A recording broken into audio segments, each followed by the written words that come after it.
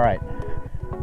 A buddy of mine is joining the military, and I just wanted to tell him and everyone else a couple of things to get ready for, like what you can expect joining the military, and some things that can help you either to get ready for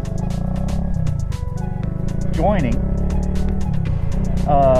get ready for boot camp or basic, and just get ready for life on your own as active duty.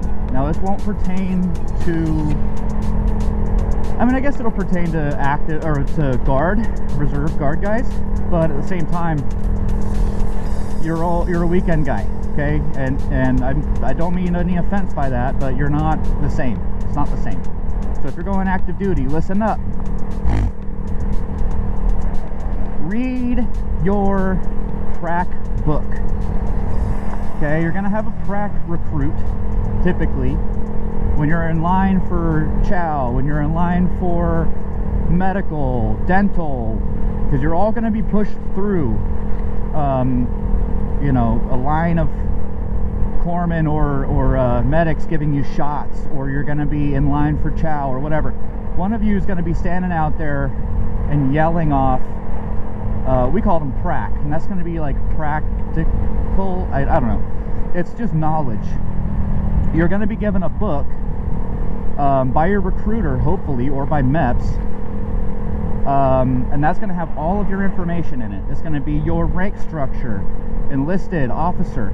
It's going to have your a little bit of history, general knowledge you're going to need to know. So I would say the two biggest things are going to be learn your rank structure, and don't just learn the branch you're going into. So let's say you're going into Marines like I did. You're going to be tested, I would imagine, I don't know if things have changed, on Marine Corps, Army, Air Force, and Navy enlisted ranks and officer ranks. Now there's a difference. There's different ones. Now the Air Force, the Army, and the Marine Corps, all the officer ranks are exactly the same. That's easy. Where it gets weird is that we all have different enlisted ranks. Okay? So learn the difference between an Army E5 versus a Marine Corps E5 versus a Air Force E5. Okay? That's typically going to be a sergeant, but there's different variations, right?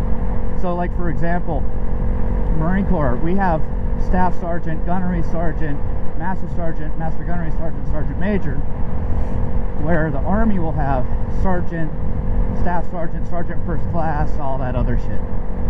Now, it's been a while, so I'm not, I don't really remember all of it, but just remember that. Look at your rank structure, memorize that shit. The faster you get that shit down, the easier life's gonna be. Hey, Marines, if you're going to the Marines, they're gonna tell you salute shiny, which means that if you have if you see somebody with a shiny collar, salute them. No, not always, because on my first day after graduation, or I guess the day of, we're walking around on, oh fuck, I'm blanking. Why am I blanking? Marine Corps Recruit Depot, San Diego. I saw a shiny, fucking boom, good afternoon, sir. Motherfucker was a goddamn corpsman. Okay, he was Navy. Their enlisted ranks were shiny. He was in his service uniform, not his camis. Theirs are shiny. So, God, I felt like an idiot saluting that guy. So, just learn your ranks, and then next up's gonna be your fuck, dude, I've been out for so long.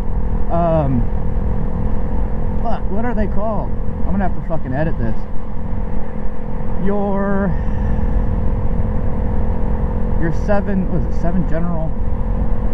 The fuck, I'm blanking on it. Your general orders. There it is. Your general orders. I don't fucking remember them. I don't remember. If I read them, I'd remember. Learn your general orders. I believe there's 7 of them, right? I'm pretty sure. One of them that isn't real, that we talked about, was to walk my post from flank to flank and take no shit from any rank. For a long time, I thought that was a joke. I didn't really understand what it really meant. But looking back, it's legit. Because when you're on post, let's say you're guarding the gate. Let's say you're gate guard. That's typically held by MP. But let's say you're a gate guard. Your billet supersedes everyone else's rank. So let's say, for example, you're guarding the gate and a lieutenant comes through. But this lieutenant isn't in uniform and forgot his ID. Sorry, sir, you gotta go back and get your ID. You know, you're in charge.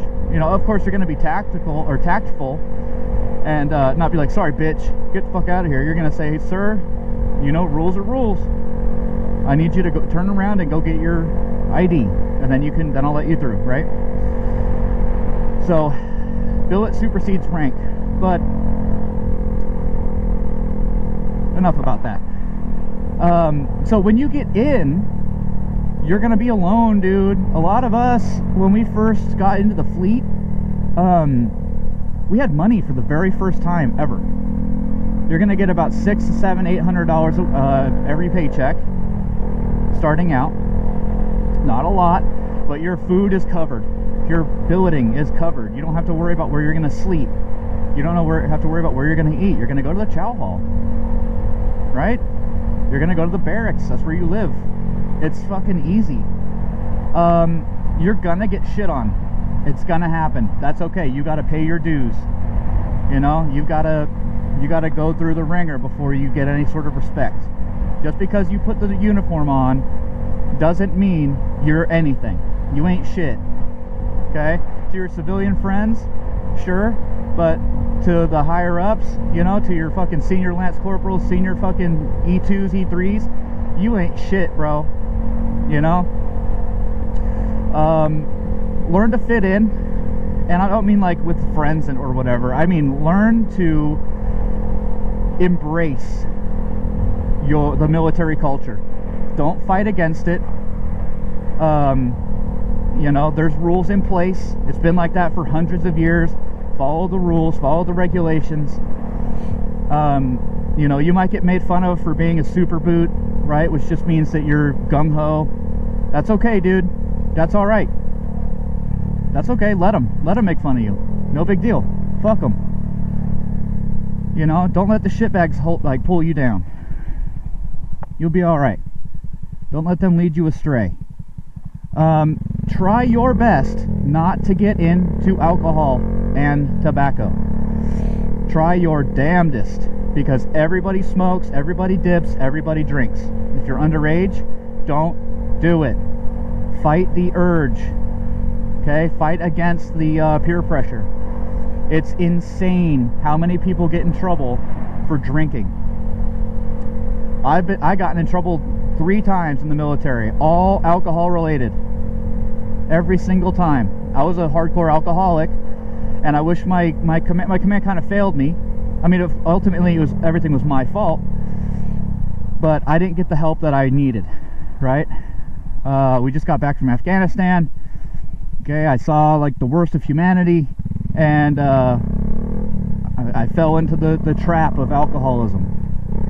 Yeah, it makes you feel better, but it doesn't do shit for you, really. So, yeah. Run. Start running today. Start running right now. After this video, put your shit down, strap on some fucking shoes, go outside and run. If you can't run, fucking what are you doing? Then you aren't joining the military. So start easy. If you have never run before, if you're a fat body and you need to turn your life around, get outside and start running. When you're in boot camp, basic training, whatever, wherever you're going, you're gonna run. You're going to run. Get used to it. Also do pull-ups, do push-ups, do sit-ups. Get yourself in as best like physical condition as you can get yourself in before you go. That's gonna help you out a lot. We had so many people in fucking boot camp that weren't ready. Now your recruiters should be helping you, especially if you're in a Pool E program, where you're like waiting for your MOS to pick up. They should be doing a weekly PT session with you. If they're not, it's on you. It's still ultimately on you, regardless. So get your ass out there and start training. Get ready for being physically exhausted every day. You're gonna be hungry, you're gonna be tired, you're gonna be cranky, you're gonna be scared, you're gonna be alone. A lot of these kids, when they join up, they're away from their parents for the very first time ever. And you're gonna hear a lot of people crying in the barracks at night after taps. When they turn those lights off and you go to sleep, you're gonna hear grown men crying because they miss their mommy. Some of them are married. They miss their wife, they miss their kids, they miss TV, they miss internet. They're gonna be crying, dude. You might cry. That's okay. That's okay. Just get yourself ready. Emotionally, physically, mentally, spiritually, just get yourself sorted out. They're gonna take care of you. Nothing's gonna happen to you. You're gonna be okay. You'll have TRICARE. You'll have the medical clinics. If anything happens to you, just don't worry. You'll be taken care of. You don't have to worry about shit. As long as you get yourself in tip-top mental and physical shape before you go, you'll be all right. I'm going to touch on some more on the way home. For right now, we're going to go work out chest. Recording? Holy shit.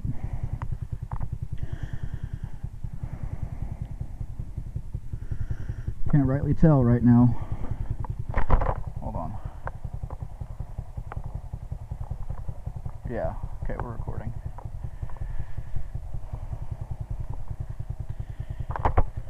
Okay. Just nuked my chest. Knocked out some killer ass cardio. Time to go home and eat. So to carry on with what I was saying,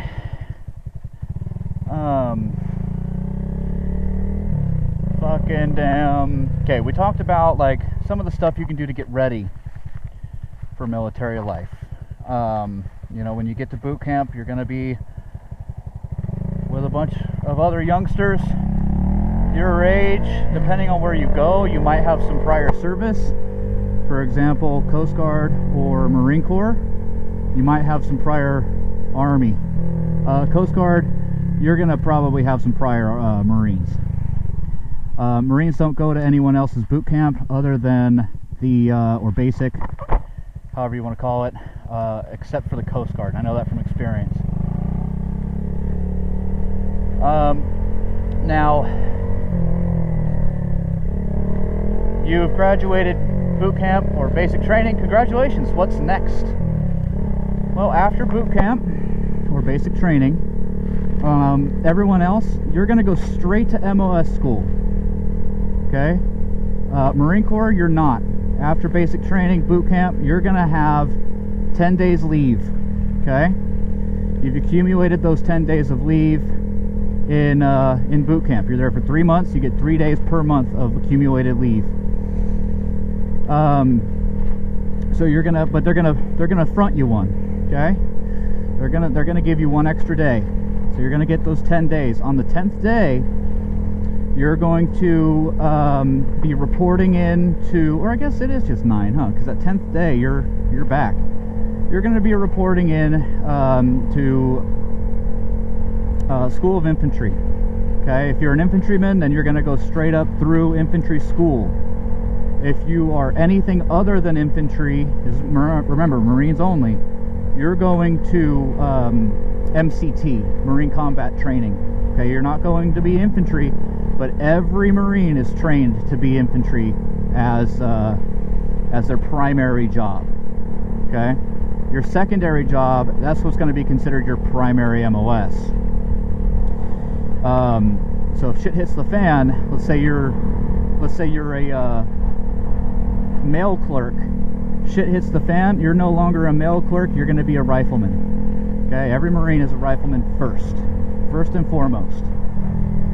Everyone else, you do your job, your MOS, regardless. Okay. Okay, so you're going to go to MCT. After that, only after that, do you go to your actual MOS school. With Marines, they're going to send you somewhere else. You're going to go anywhere in the lower 48. I'm not aware of any MOS schools in Alaska or Hawaii, so you're going to be in the United States. For me, you got heavy equipment mechanic, heavy equipment operator, motor T mechanic, motor T operator, CBRN, that stands for chemical, biological, radiological, and nuclear. They're like a cleanup crew. And MPs, military police. You all go to Fort Leonard Wood, Missouri. Okay, the rest of you fucking, I don't know, you go somewhere else. In MOS school, you're going to learn your MOS. Okay, during that time, you'll be training. Again, still. Sometimes training can last up to 2 years, depending on your MOS. Okay? Well, maybe a year and a half. Mine, start to finish from boot camp, August 1st of 2010 to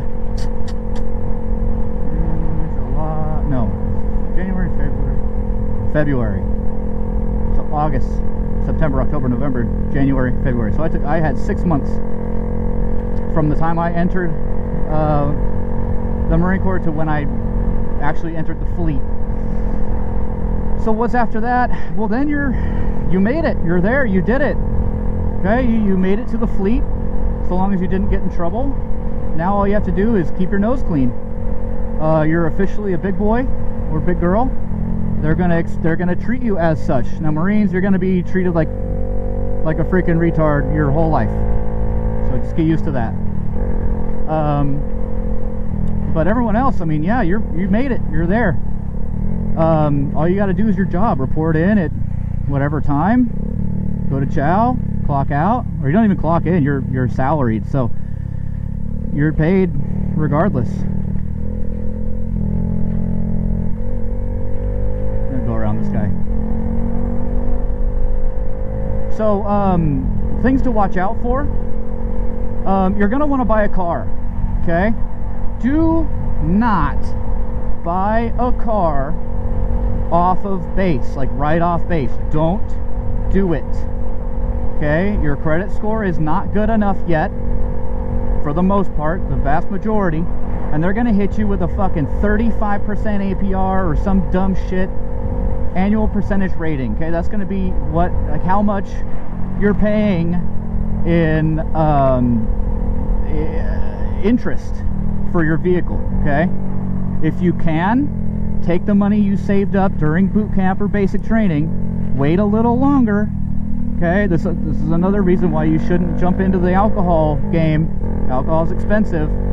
Save your money up so you can buy your vehicle cash, or you can put a massive down payment on it.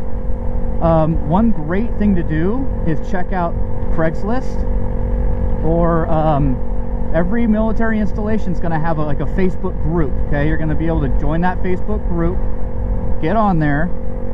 Everybody, or not everybody, but a lot of people are going to be PCSing, EASing. PCSing means you're changing your duty station. You're going from, let's say, you're in, I don't know, San Diego, and you're moving to Guam. Okay, and it's not your choice. I mean, it can sometimes be your choice, but you're leaving and you can't take your vehicle with you, right? Or you don't want to. Buy your vehicle from them, from someone who's leaving. Might be a higher rank than you, whatever. You know, it's, you know, we help each other out. Okay, we always help each other out. So I would encourage you to buy a vehicle after you've saved up the money, and then buy it from another service member. One, you're going to be helping them out. Two, they're going to be helping you out by not charging you an arm and a goddamn leg. And so what? You don't get your Camaro, you don't get your Mustang, you don't get your whatever. Dude, no one cares. Everybody and their freaking dang mom has a Mustang or a Camaro or whatever, you know, a Dodge Challenger. So everybody and their mom, it's a running joke. Boots go out and they buy the most douchebag car ever, because that's just what they've always wanted, which is fine, dude. But you know, I'm not gonna hate on you for it, but everybody and their fucking mom's got one, and they're fucking annoying. All right, it loses its. You lose your individuality because everybody's got one. You know. Come on, guys, play chicken with me. So you know, I hate to say it and dash your dreams, but whatever. You know, just get a little Honda or whatever, so but you can save some more money. The biggest thing is going to be saving money. Get used to, your friends, your civilian friends, are no more. You might have some that keep talking to you and stuff, but for the most part, you're gone. They're going to have no idea what you've gone through, what you're going through, and what you may go through in the future. They have no fucking idea. Everyone thinks it's Call of Duty, especially Marine Corps.